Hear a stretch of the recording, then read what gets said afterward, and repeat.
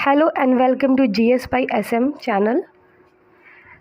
आज हम modern history series का नेक्स्ट वीडियो लेकर आए हैं और आज का हमारा टॉपिक है एडमिनिस्ट्रेटिव पॉलिसीज़ ऑफ ब्रिटिश ने इंडिया में एक्सपेंशन के लिए बहुत सारी अलग अलग एडमिनिस्ट्रेटिव पॉलिसीज़ अपनाई थी, जिनमें एक है रिंग फेंस पॉलिसी। इसको दिया था वॉरेन हेस्टिंग्स ने। इसमें क्या होता था, they created buffer zones in order to defend the company's frontier. Company के फ्रंटियर्स को डिफेंड करने के लिए उन्होंने बफर जोन्स बनाए। The states bought under this policy were assured of military assistance but at their own expense।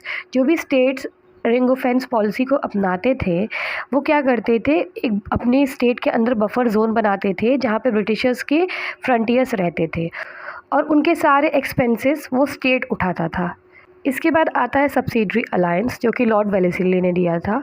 Wellesley policy of subsidiary alliance is extension of ring fence policy. ये ring fence policy का ही modified form है। Indian state rulers was compelled to accept permanent stationery of British force within his territory to pay subsidy for its maintenance। Indian state rulers जो थे उनको force किया जाने लगा कि आप ब्रिटिश फोर्स की परमानेंट स्टेशनरी यानी एकदम परमानेंटली अपने स्टेट में ब्रिटिश मिलिट्री को रखिए और उनके सारे खर्चे जो भी हैं वो आप दीजिए।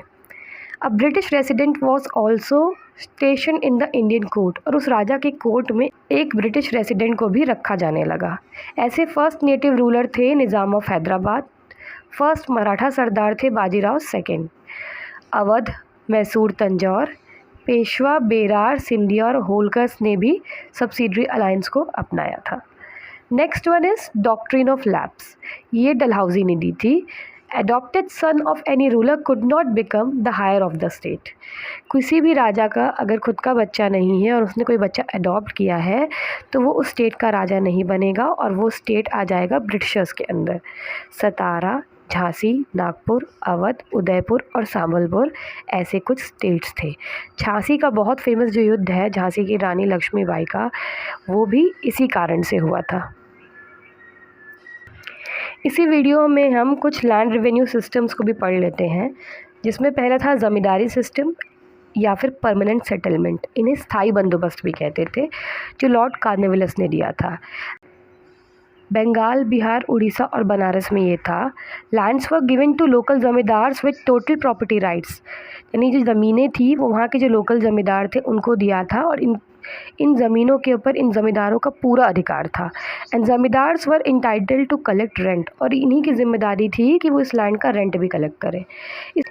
इसमें जो भी रेंट आता था, जो भी रेवेन्यू आता था, उसके 11 हिस्से किए जाते थे, जिसमें एक जाता था ज़मींदार के पास और 10 हिस्से ब्रिटिशर्स के पास।